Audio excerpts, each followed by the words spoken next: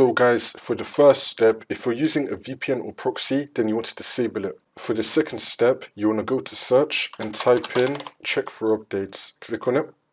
And now once you're on this, you want to click on check for updates. Make sure that your computer is fully up to date. For the next step, you want to go to search and type in device manager. Click on it. And now once you're on this, you want to expand network adapters. And now you want to find your network adapter. You want to right click on it and then click on update driver and then click on search automatically for drivers. Make sure that your network adapter is fully up to date. For the next step, you want to go to search and type in CMD. Now you want to run it as administrator and then click on yes. And now once you're on this, you want to type in sfc /scan now and then click on enter. And you want to run this scan. Wait for this to load. I'm going to skip the video to when the scan will be fully completed.